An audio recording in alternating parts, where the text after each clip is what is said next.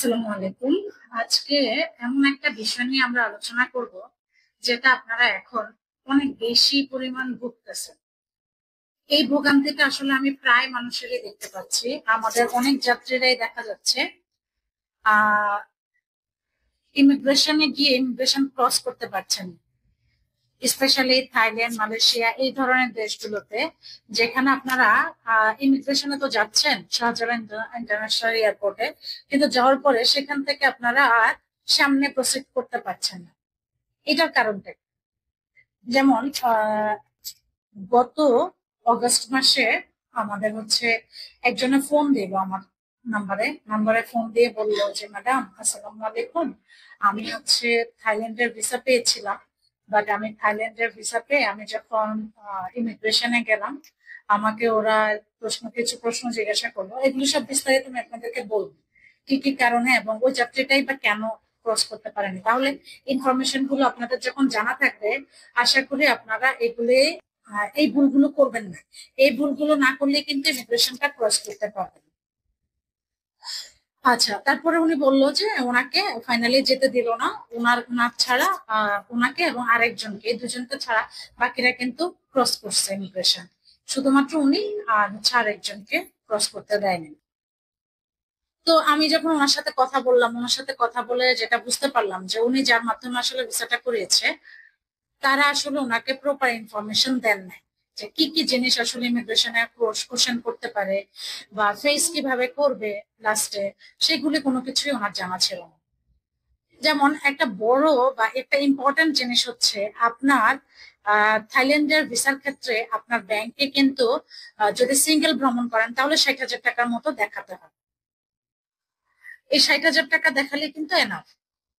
এখন দেখা গেল আপনি 60,000 টাকাও রাখলেন না, মাত্র রাখছেন আপনি 6-7 হাজার টাকা। এবং আপনি ব্যাংকের, ওরা যখন আপনার কাছে জানতে চাইবে, ইমিগ্রেশন আপনার কাছে যখন জানতে চাইবে, বিশেষ করে আপনি যদি ফার্স্ট টাইম ফ্লায়ার হয়ে থাকেন, তাহলে সেই ক্ষেত্রে আপনার কাছে জানতে চাইবে যে আপনার ব্যাংকের সর্বশেষ যে অ্যাকাউন্টের ইয়েটা আছে, স্টেটমেন্টটা আছে, সেটা আমাদেরকে দেখান। সেটা হতে পারে যে আপনি একটা মেসেজের, আপনার যেটা লাস্ট মেসেজ এসেছে সেটা থেকে দেখাতে পারেন, অথবা আমরা অনেকে এখন মোবাইলে অ্যাপ ব্যবহার করি, সেই অ্যাপের মাধ্যমেও আপনার দেখতে চাইতে পারেন। সেক্ষেত্রে আপনি অ্যাপটাও দেখাতে পারেন খুলে ওনাদেরকে, যে এখন আপনার লাস্ট ব্যালেন্স কত আছে অ্যাভেলেবল। সো এইটা উনি দেখাতে পারে নাই, এটা একটা। দ্বিতীয়ত, আরো কিছু রিজন আছে ওনাদের ক্ষেত্রে আমি দেখেছি, সঠিকভাবে ইনফরমেশনটা দিতে পারে না। আপনি ঘুরতে যাবেন, কোথায় ঘুরতে যাবেন আপনি সেটা জানেনই না, তাহলে আপনি যে ঘুরতে যাবেন আসলেই কি সঠিক? এটা আপনাকে ইমিগ্রেশন অফিসাররা চিনে না, জানে না, ওরা কেন বিশ্বাস করবে যে হ্যাঁ আপনি যেটা বলছেন এটাই সঠিক? তাহলে আপনি যে ঘুরতে যাবেন, কোথায় কোথায় ঘুরতে যাবেন এই ইনফরমেশনটা নেবেন। আপনি আপনি কোন হোটেলে উঠতেছেন এটা ইনফরমেশনটা রাখবেন। ওখানে আপনার কোনো আত্মীয় স্বজন আছে কিনা, থাকলে তার পাসপোর্টের স্ক্যান কপিটা আপনার কাছে রাখবেন, তার নাম্বারটা রাখবেন, আপনার নিজের নাম্বারটা, আপনার ব্যাংক ব্যালেন্সটা আপনি দেখানোর ব্যবস্থা করবেন। অ্যাটলিস্ট 60,000 টাকা, আর সর্বোচ্চ আমি বলবো 1 থেকে 1.5 লাখ টাকা আপনার ব্যাংকে রেখে দিবেন। আর কিছু ডলার, ইউএসডি অথবা থাইল্যান্ডে যেহেতু যাচ্ছেন, থাইল্যান্ডের কারেন্সি আপনি কিছু অন্তত নিজের কাছে রাখবেন, যেহেতু যেন আপনি ওখানে কি এক্সচেঞ্জ করতে পারেন। সো হাতেও কিছু রাখবেন আর ব্যাংকেরটাও আপনি দেখাবেন। এই দুইটা করতে হবে আপনাদের। তাহলে এই জিনিসগুলো যদি আপনারা মেনে চলেন, তাহলে কিন্তু ইমিগ্রেশন ক্রস করা সহজ। আর আপনারা যদি এই প্রশ্নগুলোতে আটকে যান, তখনই কিন্তু এক ধরনের সন্দেহ তৈরি হয়, তখনই কিন্তু আপনাকে ওরা যেতে দিবে, ইমিগ্রেশনটা ক্রস করতে পারবেন। সুতরাং থাইল্যান্ড, মালয়েশিয়া বা এশিয়ার অন্যান্য দেশে যারা যাচ্ছেন, এই ভিসা নিয়ে যাচ্ছেন যারা, বেসিক্যালি তাদের জন্য এই সতর্কতাটা। অবশ্যই এই প্রশ্নের উত্তরগুলো আপনার হাতে রেখে, আপনার মাথায় রেখে তারপরে আপনারা ইমিগ্রেশন যাবেন। আর ঠান্ডা মাথায়, কনফিডেন্সের সাথে উত্তর দেবেন, ঠান্ডা মাথায় থাকবেন।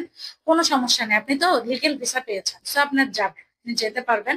কিন্তু আপনি এই জিনিসগুলো মাথায় রাখবেন, তাহলে ইনশাল্লাহ আপনার জন্য ফুল প্রসেসটা খুব সহজ হয়ে যাবে। আরো যদি কোনো প্রশ্ন থাকে অবশ্যই আমাদের কমেন্ট বক্সে আপনারা আপনাদের প্রশ্নগুলো লিখে দেবেন, আমি উত্তর দেওয়ার চেষ্টা করব। আর আমাদের বিএসসি ইমিগ্রেশনের সাথেই থাকবেন, সাবস্ক্রাইব করে রাখবেন। আর পাশের অন্যদের যদি জানার থাকে তাহলে তাদেরকেও শেয়ার করে দিবেন আমাদের এই ভিডিওটা। আল্লাহ হাফেজ, আসসালামু আলাইকুম।